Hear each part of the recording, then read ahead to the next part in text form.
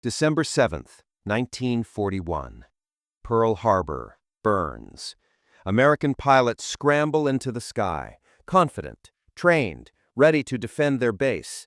Within minutes, 79 of them are dead. Their planes, twisted metal scattered across the Hawaiian runway. The Japanese attackers, they disappear into the morning sun, untouched, unscathed, like ghosts. But these weren't ghosts. These were pilots flying something the Americans had never seen before, something that shouldn't have existed. A fighter plane so advanced, so impossibly maneuverable, that for the next 18 months it would dominate the Pacific skies with a kill ratio that still makes historians pause. The Mitsubishi A6M, the Zero, Japan's secret weapon, and for 2 years, Allied pilots didn't stand a chance. The year is 1937. Japan's military high command has a problem. They're planning an expansion across the Pacific, across China, across territories that stretch thousands of miles from the home islands. But their current carrier-based fighters? Obsolete, slow, heavy, can't fly far enough, can't turn fast enough, can't compete with what they're seeing from Western manufacturers. The Imperial Japanese Navy sends out specifications to aircraft manufacturers, and what they're asking for seems impossible. They want a fighter that can fly over 300 miles per hour. They want it to operate from aircraft carriers. They want a range of, get this, 1,200 miles. That's Tokyo to halfway across the Pacific. And they want it to outmaneuver anything in the sky. Oh, and one more thing. They want it ready in 2 years. Most manufacturers laugh. The requirements contradict basic engineering. You want speed? You need powerful engines. You want range? You need massive fuel tanks. You want maneuverability? You need to keep it light. All three together? Impossible. The laws of physics say no. Weight equals death in aerial combat. Every pound of armor, every gallon of fuel, every additional weapon, it all adds up, makes the plane sluggish, makes it a target. But there's this one engineer, Jiro Horikoshi, 34 years old, educated, brilliant, obsessed with aerodynamics. He works for Mitsubishi, and when everyone else is shaking their heads, saying it can't be done, Horikoshi sees a solution, a dangerous solution, a solution that would, ultimately, doom the very pilots who flew his creation. He says, we remove the armor. Think about that for a second. Armor plating protects the pilot, protects the fuel tanks, gives a fighter plane the ability to take hits and keep flying. Standard practice in every air force in the world. American planes, British planes, German planes, they all have it. Armor means survival, but armor also means weight. Horikoshi runs the numbers over and over late into the night at his drafting table. Remove the armor plating, save 1,200 pounds. Remove the self-sealing fuel tanks, save another 800 pounds. Use a lighter gauge aluminum for the fuselage, save 600 more. Suddenly, impossibly, the math works. The Navy approves the design. Production begins in 1939. The first prototype flies in April. Test pilots report something extraordinary. The plane responds to controls like it's reading their minds. A gentle touch on the stick, and it rolls. A slight pressure on the rudder, and it spins. It can turn inside anything they've ever flown. The turn radius? Unbelievable. At certain speeds, the Zero can complete a full 360-degree turn in less than 15 seconds. American fighters of the same era, 22, 23 seconds. In a dogfight, that 7-second difference means life or death. But there's something else, something the test pilots whisper about but don't report officially. Hit the Zero with anything, a stray bullet, a piece of shrapnel, even a glancing blow, and it burns. The fuel tanks, unprotected, ignite like matches. The thin aluminum skin tears like paper. One pilot describes it as flying a coffin made of gasoline and rice paper. The Navy doesn't care. They've got their super weapon. They name it Rei Shiki Sento Ki, Type 0 carrier fighter. The Allies will come to call it simply the Zero. Now, here's something most people don't know about the Zero's development. The actual construction, the manufacturing process, it was revolutionary for its time. Japanese engineers developed new techniques for what they called extra super duralumin, a special alloy aluminum that was lighter but stronger than standard aircraft aluminum. They borrowed metallurgy techniques from the Germans, refined them, made them their own. The riveting pattern on the Zero skin, the way each aluminum sheet overlapped, it was designed to reduce drag while maintaining just enough structural integrity. Just enough, not more, because more meant weight. Every single component was scrutinized. The engine, a Nakajima Saka radial engine, 14 cylinders arranged in 2 rows, it produced 940 horsepower. Not the most powerful engine in the world, not by a long shot. American engines were pushing 1,200, 1,500 horsepower by this time. But the Zero didn't need raw power because it was so light. Power-to-weight ratio, that's what matters in a fighter. And the Zero's power-to-weight ratio was exceptional. The wingspan was 39 feet, wide for a fighter, which gave it incredible lift and contributed to that legendary turning ability. But here's the thing about those wings. They were thin.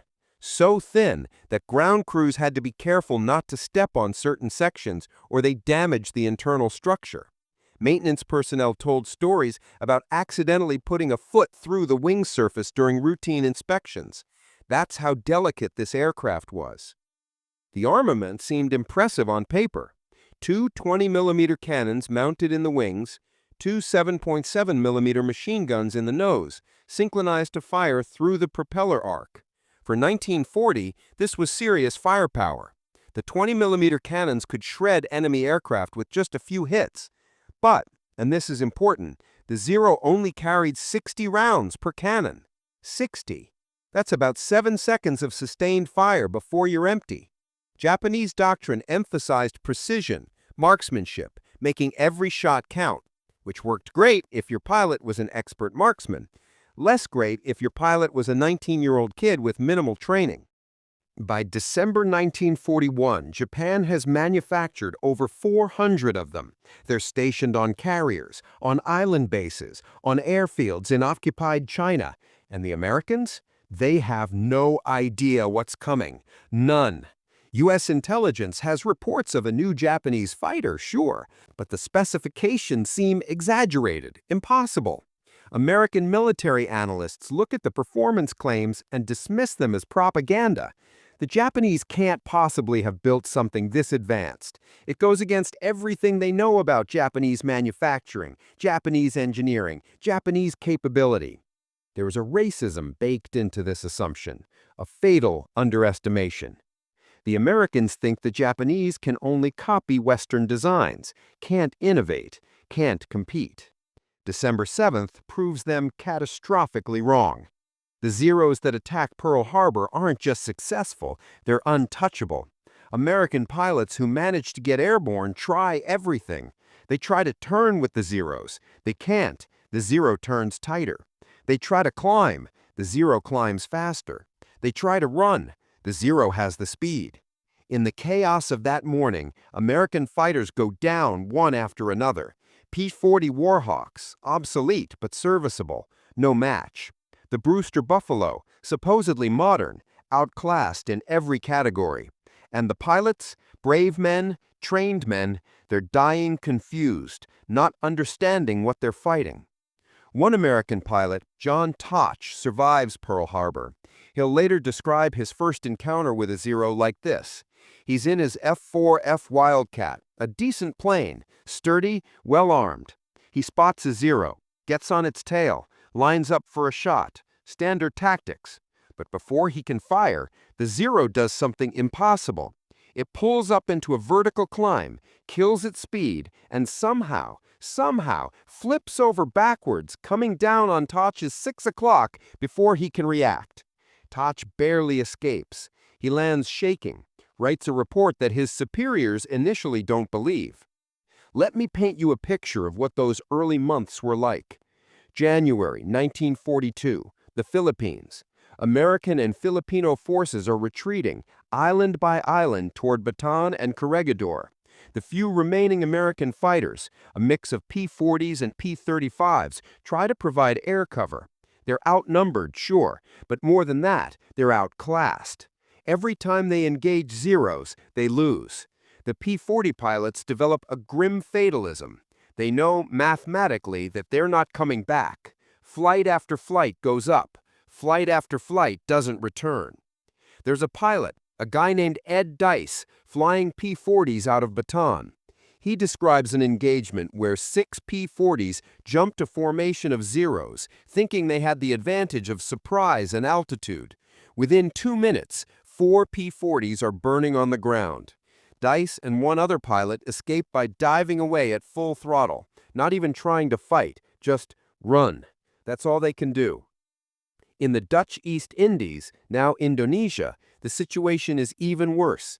The Dutch have some fighters, Brewster Buffaloes mostly, trying to defend oil refineries and air bases.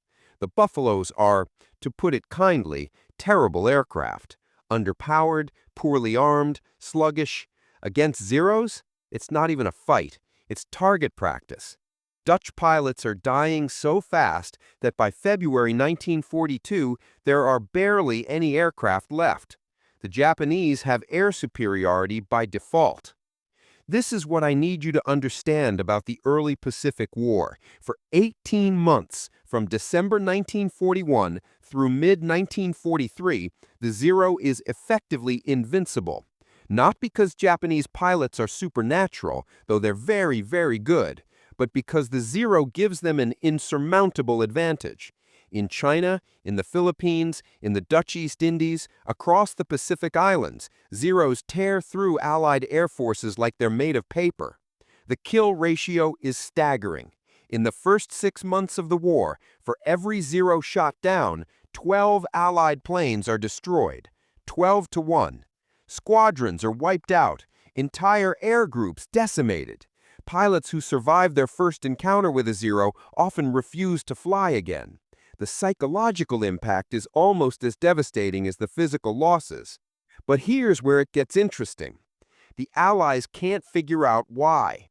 They recover wreckage, sure, but the Zero is a new design, unfamiliar, and the wreckage is too damaged to analyze properly.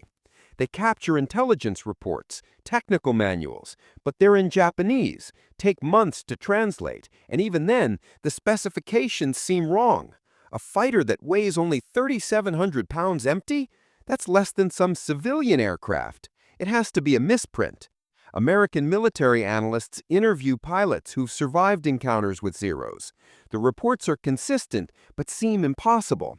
The Zero can turn on a dime. It can climb like a rocket. It's fast, maneuverable, well-armed. But what about weaknesses? The pilots shrug. If there are weaknesses, they haven't lived long enough to find them. April 1942. The Doolittle raid hits Tokyo. It's a propaganda victory for America, a morale boost after months of devastating losses. 16 B-25 bombers launched from the carrier Hornet, led by Jimmy Doolittle, bomb targets in Tokyo, Yokohama, Nagawa. It's a one-way trip. The bombers can't land back on the carrier, so they continue on to China, hoping to reach friendly airfields. Most make it, some don't. But the psychological impact, showing Japan that they're vulnerable, that America can strike back, it's huge. But militarily, it changes nothing. The Zeros are still winning. The Pacific is still Japanese-controlled. Allied strategy is in chaos because they can't achieve air superiority. And without air superiority, they can't protect their ships, they can't conduct amphibious operations, they can't fight back. Meanwhile, the Japanese are expanding the Zero's production. By mid-1942, they're manufacturing over 200 Zeros per month. They're being deployed everywhere. New Guinea, the Solomon Islands, Rabaul, Truk, anywhere the Japanese military operates, Zeros are there, dominating the skies. The Battle of the Coral Sea, May 1942. The first naval battle where the ships never see each other, fought entirely by carrier aircraft. Zeros escort Japanese bombers, defend against American attacks. The battle is technically a draw, but the Zeros perform brilliantly. They shoot down American fighters, protect their bombers, and once again demonstrate their superiority. Midway, June 1942. This is the turning point of the Pacific War, they say. The Japanese lose 4 carriers. The Americans lose 1. It's a decisive American victory. But even at Midway, the Zeros are deadly. They shoot down American torpedo bombers by the dozens.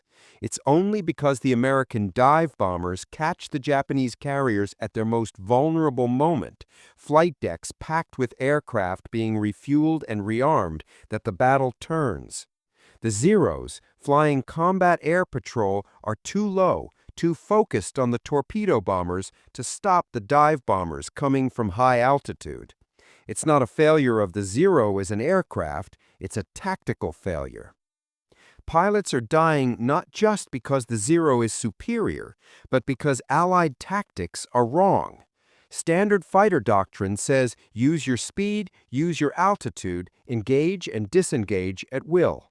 But the Zero can match Allied fighters in speed at combat altitudes, can outclimb them, and once you're in a turning fight, you're dead. American, British, Australian, Dutch pilots keep trying to dogfight Zeros, keep trying to outturn them because that's what they've been trained to do, and they keep dying. Something has to change. Someone has to figure out how to beat this thing. Enter the Aleutians, summer of 1942. The Japanese are attacking American positions in Alaska, a diversionary operation during the Battle of Midway. They actually occupy 2 islands, Attu and Kiska, the first time since 1812 that American territory is occupied by a foreign power. It's a remote theater, harsh weather, fog, freezing temperatures. Not the kind of place where you expect major developments. A Zero pilot, Tadayoshi Koga, 21 years old, flies from the carrier Ryujo on a mission to hit American positions on Dutch Harbor. It's July 4th, 1942, Independence Day, ironically. During the attack, his Zero takes ground fire. Not much, just a few hits from anti-aircraft guns. But remember, the Zero has no armor. 1 bullet, just 1, damages the oil line. Koga's engine starts losing pressure. He's got minutes, maybe 10, maybe 15, before it seizes completely. He radios his wingmen. Engine trouble, making emergency landing. There's an island below, Akutan, uninhabited, just tundra and marsh. Koga picks a flat section, lines up for approach. He's done this before in training. Emergency landing, wheels down, controlled. Textbook procedure. But the ground is softer than it looks. The tundra here, it's deceiving. Looks solid from the air, but it's actually spongy, waterlogged, treacherous. The Zero's wheels touch down, and instead of rolling, they sink instantly. The nose catches, and the plane flips forward violently. The Zero goes over on its back, canopy smashing into the mud. Koga, strapped in his seat, inverted, 31 years old, experienced pilot, decorated veteran, he breaks his neck on impact, dead instantly. His wingmen circle overhead. They see the crash, see the Zero upside down in the marsh, see that Koga isn't moving. They know he's dead. Protocol is clear. They're supposed to destroy the Zero, strafe it, set it on fire, make sure it's unrecognizable. Can't let the Americans capture intact Japanese technology. But they're low on fuel. They've been in combat. They've flown from the carrier to Dutch Harbor to Akutan, and they don't have enough fuel to strafe and make it back to the Ryujo. And from the air, the Zero looks destroyed anyway. Upside down, half buried in mud, clearly inoperable. They make a decision. They file a report saying the aircraft was lost, crashed, unsalvageable. They leave. 5 weeks pass. The Zero sits there in the Aleutian mud. Weather passes over it. Rain, wind, fog. Koga's body remains in the cockpit. No one knows it's there. July 10th, 1942. An American Navy patrol, a PBY Catalina boat, is conducting reconnaissance over the Aleutian Islands. They're looking for Japanese activity, survivors, anything unusual. One of the crew spots something strange on Akutan Island, a shape that doesn't belong, something man-made.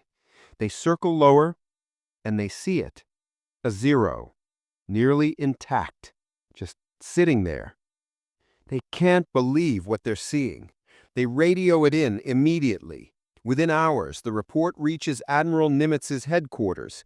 An intact Zero, recoverable. Nimitz understands instantly what this means. He orders a recovery operation, highest priority, total secrecy. A recovery team arrives on Akutan within days. Engineers, mechanics, intelligence officers, all sworn to secrecy.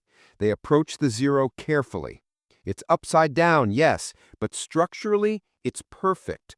The fuselage is intact, the wings undamaged, the engine complete. They find Koga's body, remove it respectfully, document everything. The recovery takes 2 weeks. They have to build a makeshift platform to right the aircraft without damaging it. They drain the remaining fuel carefully because it's Japanese aviation fuel and they want to analyze it. They disassemble what needs to be disassembled, the propeller, some of the wing sections, just enough to transport it. They load it onto a ship, crated, hidden under tarps. The ship sails to Dutch Harbor, then down to Seattle, then finally to Naval Air Station North Island in San Diego. The whole journey takes weeks, total secrecy. Even most of the ship's crew doesn't know what they're carrying. September 1942. Koga Zero arrives in San Diego. It's taken to a secure hangar, guards posted, no unauthorized personnel. And then, American engineers swarm over it like ants. What happens next changes the war. They measure everything. Wingspan, 39 feet 4 inches. Length, 29 feet 9 inches. Height, 10 feet.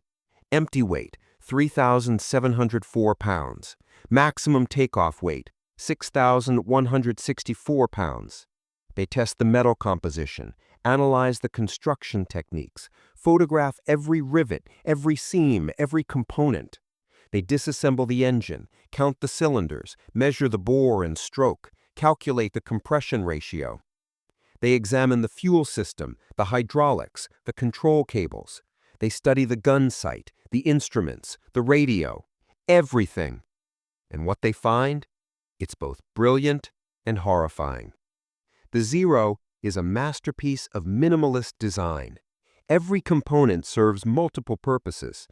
The control stick, for example, has multiple switches built into the grip. Throttle control, gun trigger, radio transmit button. The pilot can operate everything without taking his hand off the stick. Efficient, smart. The wing construction is genius. The main spar, the structural beam that runs through the wing, is a single piece of forged aluminum, incredibly strong for its weight. The ribs, the supports that give the wing its aerodynamic shape, are stamped aluminum, thin as paper, but arranged in a pattern that distributes stress perfectly. Every part is shaved down to the absolute minimum weight while maintaining function. The landing gear struts, hollow. The seat, thin aluminum with minimal padding. The radio, a stripped-down version of a standard set, just enough functionality to work, but nothing extra. This isn't some crude copy of Western designs. This is innovation, pure innovation. The Americans have been underestimating Japanese engineering for years, and here's the proof that they were dead wrong. But, and this is crucial, they also find the weakness. No armor plating around the pilot. None. They measure it to be sure. The cockpit seatback is just thin aluminum. A single bullet to the cockpit, even a rifle caliber round, and the pilot is hit. There's no protection. No self-sealing fuel tanks. American and British aircraft by 1942 All have self-sealing tanks, rubber bladders inside the metal tanks that automatically seal bullet holes, preventing fuel leaks. The Zero's tanks are just aluminum, bare metal. A tracer round through a fuel line and the Zero becomes a fireball. They test the structural strength. The airframe is built to handle a maximum G load of about 7 Gs in normal configuration. That's fine for most combat maneuvers, but at high speeds, if you try to pull a tight turn, the wings start to flex dangerously. Push too hard and the wing spars can crack. The Zero isn't designed for high-speed combat. It's designed for dogfighting at lower speeds where its maneuverability dominates. They find another weakness: the control surfaces, the ailerons and elevators that allow the pilot to maneuver, they're cable-operated, no hydraulic assist. At low speeds, the controls are light, responsive. But at high speeds, above 350 miles per hour, the air pressure on the control surfaces makes them stiff, hard to move. The pilot has to physically wrestle the stick. And above 400 miles per hour, the controls nearly lock up. The Zero becomes difficult to maneuver. This is critical information. This is how you beat the Zero. They repair Koga Zero throughout September and October 1942. They replace damaged parts, test the engine, make it airworthy. And in November, they fly it. American test pilots, experienced combat veterans, take turns putting the Zero through its paces. They fly it gently at first, getting a feel for the controls. Then they start pushing it. They test the turning radius, and yes, it's incredible. They test the climb rate, impressive. They test the dive performance, and here's where it gets interesting. They push the Zero into a high-speed dive, 400 miles per hour, 420, 430, and the controls lock up. The stick is almost immovable. The test pilot has to use both hands and all his strength to pull out of the dive. One pilot reports that he thought the plane was going to come apart, that he could hear the airframe creaking under the stress. They test high-speed maneuvers. At 300 miles per hour, the Zero can still turn well. At 350, it's getting sluggish. At 400, it barely responds. This is the key. The Zero dominates at low speeds, but at high speeds, it's vulnerable. They do firing tests. They mount cameras, have other planes make attack runs on the Zero, see how quickly it can respond. And they learn the blind spots, the angles where the Zero's pilot can't see attackers coming. Most importantly, they test how the Zero reacts to damage. They're not going to shoot up this priceless intelligence asset, but they can calculate, based on the construction, the lack of armor, the fuel tank placement, exactly where to hit it to bring it down fast. All this information, everything they learn, it's compiled into intelligence reports, tactical bulletins, training documents, and it's disseminated to every Allied air unit in the Pacific. Every fighter squadron gets briefed. Gun camera footage from successful engagements is collected, studied, analyzed. Patterns emerge. New tactics are developed and distributed. The Tatch Weave, named after John Tatch, that pilot who barely survived his first Zero encounter. It's a defensive maneuver where two fighters fly in a coordinated pattern, weaving back and forth. If a Zero gets on one fighter's tail, he turns towards his wingman. The wingman, seeing the Zero following, turns towards the first fighter. They cross paths, and now the wingman has a shot at the Zero. Simple, effective. Saves hundreds of lives. Boom and zoom. Don't turn with the Zero. Don't try to outmaneuver it. That's suicide. Instead, use altitude. Climb high above the Zero. Dive down at maximum speed, 500 miles per hour. The Zero can't follow without risking structural failure. Take one shot as you pass, then zoom back up, using your speed before the Zero can react. If you miss, that's okay. Climb back up and try again. Never, ever stay at the Zero's altitude and try to dogfight. If you absolutely have to turn, make it a high-speed turn. The Zero's controls lock up at high speeds. Your controls might get heavy too, but at least you can still move them. And turn toward the Zero, not away. This seems counterintuitive, but if you turn toward the Zero, toward the attack, it throws off the Zero pilot's aim and uses the lag in the Zero's high-speed handling against it. Target the fuel tanks. The Zero's main fuel tanks are in the wings, behind the engine, in the fuselage, all unprotected. Use incendiary ammunition, tracer rounds. Aim for the fuselage between the engine and the cockpit or at the wing roots. One good burst into the right spot and the Zero ignites. It burns fast, so fast that the pilot often doesn't have time to bail out. These tactics are taught at training bases across the Pacific. New pilots arriving in theater are briefed before their first mission. Kill ratios start to change, slowly at first, then faster. By mid-1943, the Zero's dominance is ending. American pilots, flying Wildcats, planes that are technically inferior to the Zero in many ways, they're now winning engagements.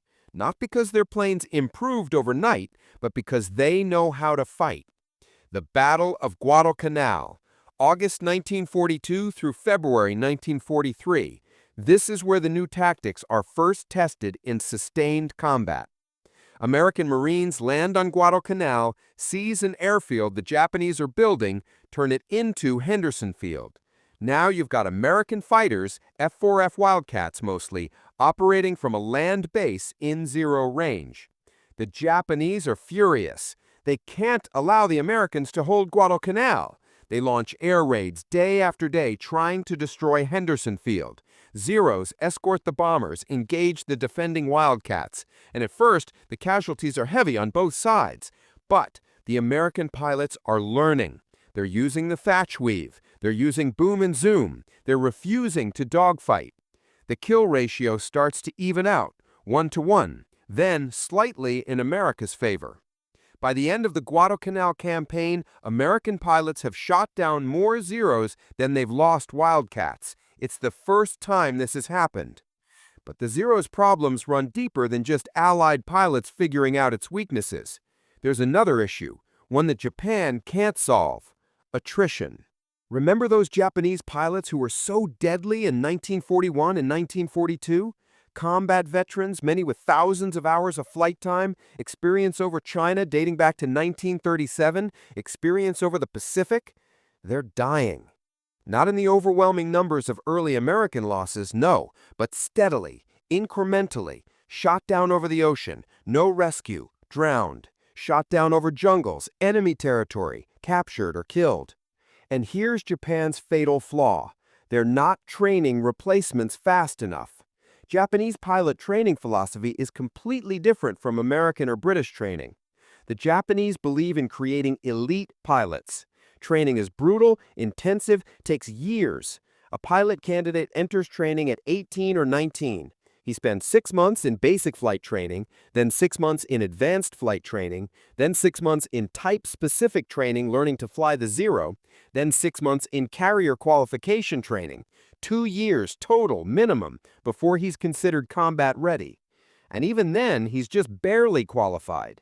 Ideally, a Zero pilot should have 500, 600, 700 hours of flight time before seeing combat. The pilots who attacked Pearl Harbor, who dominated the early war, they averaged over 800 hours. Some had over 2,000 hours. This creates incredible pilots, but it's slow, and you can't speed it up without sacrificing quality. The Japanese Navy refuses to lower standards. They'd rather have 100 elite pilots than 500 merely competent ones. It works great until you start losing those elite pilots, and then you're in trouble because you can't replace experience. You can't fast-track expertise.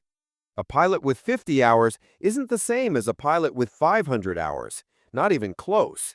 By mid-1943, Japan is losing experienced pilots faster than they can train replacements.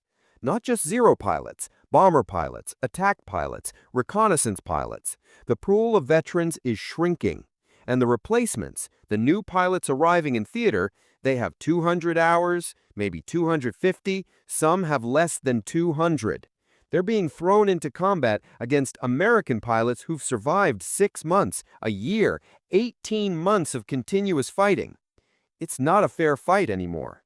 There's a Japanese ace, Saburo Sakai, one of the war's great survivors. He writes in his memoir about returning to Japan in 1943 to become a trainer. He's appalled by the quality of the new pilots. They barely fly. They certainly can't fight. He knows, he says, that sending these boys into combat is sending them to their deaths. But there's no choice. Japan needs pilots. The war demands it. By contrast, American pilot training is ramping up massively. The U.S. has the resources, the instructors, the aircraft, the fuel to train thousands of pilots. Maybe they're not as skilled initially as their Japanese counterparts from 1941. Maybe they're a bit green, but there are so many of them. And the American training philosophy is different. Get them competent, get them in theater, let them learn on the job. Give them 300 hours of training, send them to a combat squadron, let the veterans teach them the rest. It's efficient, it's practical, and most importantly, it's sustainable. American pilots arrive in theater, fly their first few missions under the supervision of veterans, learn fast, survive. If they survive their first 10 missions, their first 20 missions, they become veterans themselves. They get good, really good. And there's always more pilots coming, a steady stream, constantly replenishing losses. Japan can't match this. Japan doesn't have the fuel to waste on extensive training, doesn't have the spare aircraft, doesn't have the instructors, because the experienced pilots are all at the front, flying combat missions. The Imperial Japanese Navy makes a decision in 1943. They're going to cut the training pipeline from 2 years to 1 year, then to 6 months. By 1944, some Zero pilots are going into combat with less than 100 hours total flight time. Some have as little as 50 hours. 50 hours! That's barely enough to learn how to land on a carrier without crashing. It's certainly not enough to survive combat against experienced American pilots. And then there's the plane itself. The Zero, so advanced in 1941, it's not being upgraded, not really. There are minor improvements, sure. The A6M model in 1943 has a slightly more powerful engine, 1130 horsepower instead of 940. The A6M5 in 1944 has better dive performance, reinforced wing spars, but the fundamental design remains the same. No armor is added, because adding armor means redesigning the entire airframe, means losing that precious maneuverability that's the Zero's signature advantage. The Zero stays light, stays fragile. Meanwhile, American planes are evolving rapidly. The F-6F Hellcat enters service in early 1943. It's designed specifically with lessons learned from fighting Zeros. It's faster than the Zero, top speed 380 miles per hour versus the Zero's 350. It's much more heavily armored. It has self-sealing fuel tanks. It has 6 .50 caliber machine guns with 400 rounds each.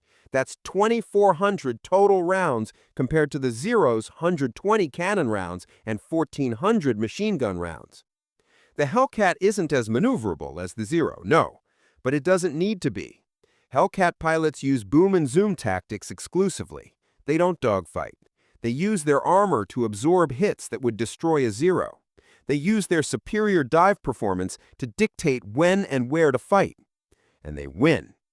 By late 1943, Hellcats are shooting down Zeros at a rate of 13 to 1. 13 to 1. The exact inverse of the war's beginning. The F-4U Corsair arrives, the P-38 Lightning. More American fighters, each designed with the Zero in mind, each optimized to exploit its weaknesses. Faster, tougher, better armed. The Japanese try to respond. They develop new fighters, the J-2M Raiden, the N-1K Shiden. But production is limited. Resources are scarce. The Zero remains the backbone of Japanese naval aviation because they can't replace it fast enough with newer designs. There's a battle in June 1944 that tells you everything you need to know about how far the balance has shifted. The Battle of the Philippine Sea, what American pilots will later call the Great Marianas Turkey Shoot. The Japanese assemble a carrier strike force, 4 fleet carriers, 5 light carriers, over 400 aircraft, many of them Zeros. It's supposed to be a decisive engagement, the battle that will turn the tide of the Pacific War back in Japan's favor. June 19, 1944. The Japanese launched their strikes against the American fleet. Wave after wave of aircraft, Zeros escorting bombers and torpedo planes. American radar picks them up at 150 miles. Hellcats launch from American carriers, climb to intercept. What happens next is slaughter. The American pilots are veterans. They've been fighting for months, some for over a year. They know the Zero inside and out. They know its weaknesses. And the Japanese pilots? Many of them are on their first or second combat mission. Some have never seen an American plane except in photographs. The Hellcats tear through the Japanese formations. Zeros burn, bombers explode. The few Japanese aircraft that make it through to the American fleet are shot down by anti-aircraft fire. At the end of the day, the Japanese have lost over 300 aircraft. 300! American losses? 29 planes. 29. The Japanese carrier air groups are effectively annihilated. Most of the pilots are killed, drowned when they ditch in the ocean, shot down in flames over the water. The few who survive, who make it back to the carriers, they're traumatized, broken. This is what happens when you build a fighter plane without armor, without sustainability. Early in the war, when your pilots are skilled and the enemy is unprepared, it's devastating. The Zero proves that. But war is attrition. War is grinding. War is industrial capacity and training pipelines and replacement rates. And in that kind of war, the side that can protect its pilots, that can bring them home wounded but alive, that can let them learn and improve and fight again tomorrow, that side wins. By 1945, the Zero is obsolete, completely outclassed by every American fighter in the Pacific. The F-6F Hellcat, the F-4U Corsair, the P-38 Thunderbolt when it arrives in theater, all of them are faster, tougher, better armed. The Zero still has that legendary maneuverability, sure, but it doesn't matter. American pilots won't engage in turning fights. They've learned. And the Zero's fragility? It's a death sentence. One burst and it's burning. The Japanese are desperate. They know they're losing. They know their pilots, undertrained and inexperienced, can't win conventional air battles anymore. And so they make a decision that will haunt history. Kamikaze attacks. If the Zero can't win in combat, maybe it can win through sacrifice. The Japanese High Command develops a new doctrine. Instead of trying to shoot down American ships, instead of dropping bombs or torpedoes, just fly the Zero directly into the target. The plane becomes the weapon, the pilot becomes the warhead. It's the ultimate expression of the Zero's original philosophy. Hit hard, hit fast, don't worry about coming back. The Zero was always designed for short-range missions, for aggressive offensive action. Now it's being taken to its logical extreme. They call it Special Attack Units, Kamikaze, Divine Wind. Thousands of young men volunteer. Some are true believers, convinced this is the honorable way to serve the emperor. Some are pressured, shamed into volunteering by social expectations. Many are just resigned. They know they're probably going to die anyway in conventional combat, so at least this way, their death might accomplish something. The Zeros used for kamikaze attacks are often stripped-down versions. No radio, sometimes because why does a one-way mission need communication? Reduced fuel, just enough to reach the target. Sometimes extra explosives loaded into the fuselage. October 1944, the Battle of the Philippine Sea, the first organized kamikaze attacks. Zeros loaded with bombs flown by pilots with minimal training. Some have less than 40 hours total flight time. They dive on American ships. Some are shot down by anti-aircraft fire. Some miss their targets, but some hit. The escort carrier, St. Lo, is struck by a Kamikaze Zero, explodes, sinks within 30 minutes. Over 100 American sailors die. It's effective in a horrifying way. A conventional bomb might bounce off a ship's armor, might detonate in the water nearby. But a plane crashing directly into a ship with its fuel and explosives, it causes massive damage.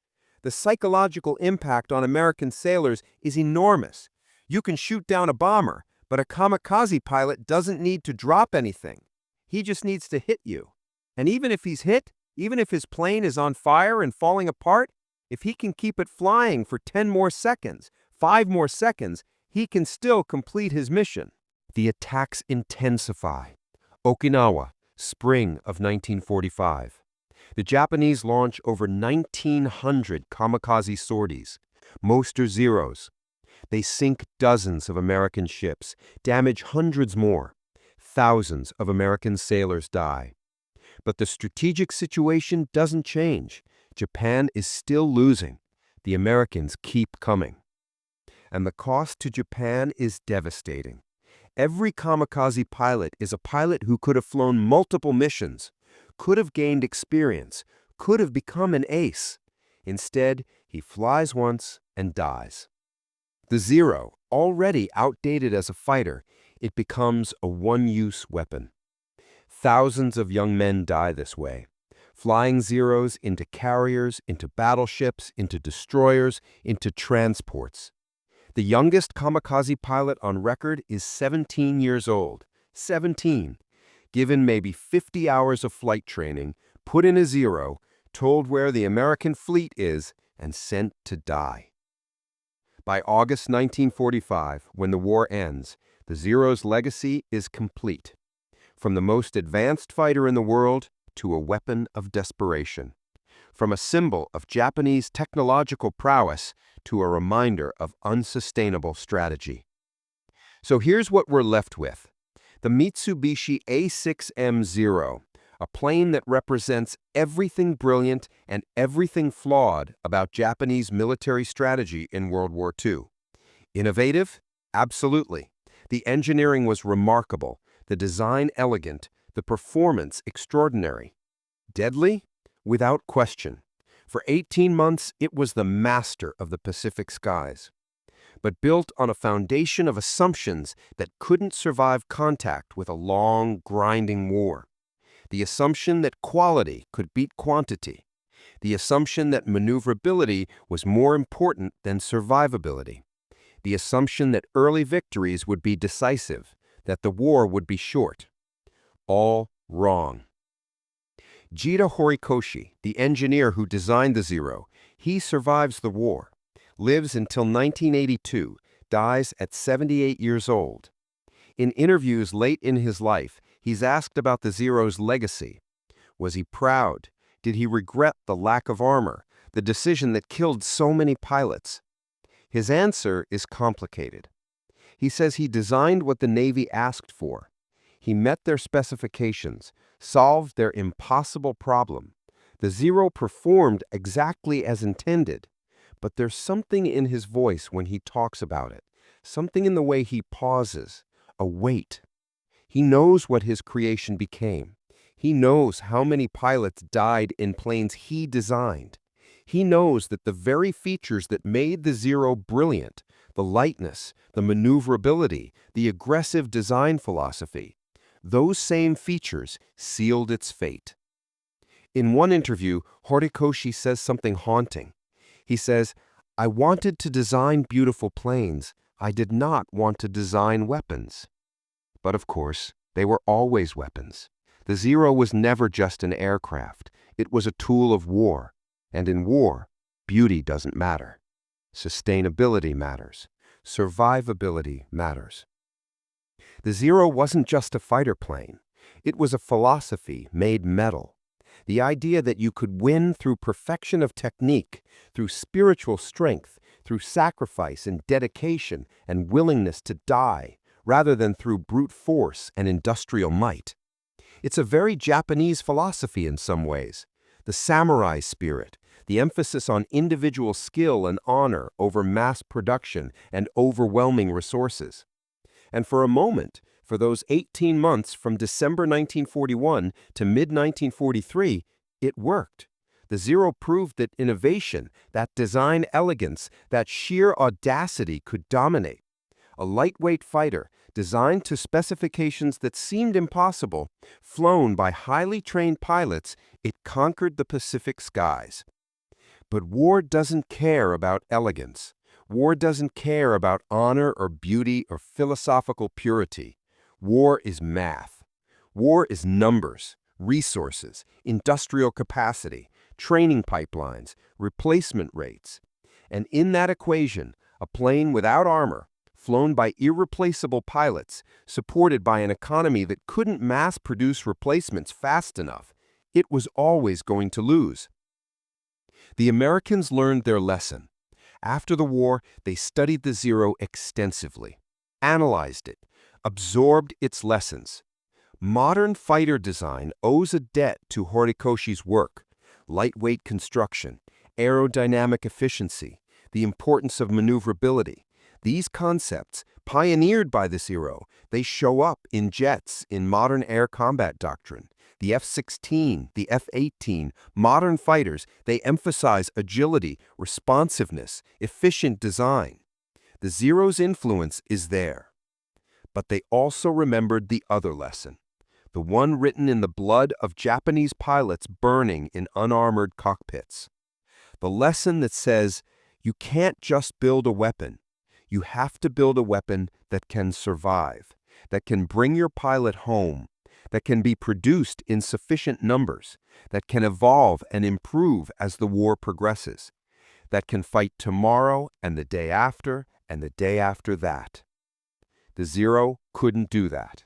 For all its brilliance, for all its initial success, for all the terror it inspired in Allied pilots, it was a weapon designed for a short war, a knockout blow, quick victories, and negotiated peace. And World War II in the Pacific wasn't short. It was 4 years of grinding, brutal combat, island by island, ship by ship, plane by plane. And in that kind of war, the Zero's weaknesses became fatal. Today you can see Zeros in museums around the world, restored to pristine condition, polished, beautiful. They sit under lights in climate-controlled hangars. People walk around them, read the placards about speed and range and maneuverability, and maybe they think, what a magnificent machine. They're right. It was magnificent. Horikoshi created something extraordinary, something that pushed the boundaries of what was possible in 1940. But every Zero in those museums, every single one, it's also a monument to a strategic mistake, a reminder that winning the first battle doesn't mean winning the war, that innovation without sustainability is just a spark that burns bright and dies fast, that protecting your pilots, your trained, experienced, irreplaceable pilots, that matters more than an extra degree of turn radius. The Zero fighters still exist. There are maybe 5 or 6 airworthy Zeros left in the world. They fly at air shows sometimes. When they do, crowds gather. The sound of that radial engine, the sight of those distinctive lines, it's haunting, beautiful and terrible at the same time. And maybe that's the right way to remember the Zero, not as a villain or a hero, but as a warning, a lesson written in aluminum and blood about the costs of brilliant but unsustainable design, about the dangers of valuing attack over defense, sacrifice over survival, philosophical purity over practical reality. The young men who flew Zeros, the pilots who died in them, they deserved better. They deserved armor. They deserved self-sealing fuel tanks. They deserved a chance to survive their first mistakes, to learn, to come home. Horikoshi gave them the most maneuverable fighter in the world, but he couldn't give them protection. The Navy wouldn't let him. And that's the real tragedy of the Zero.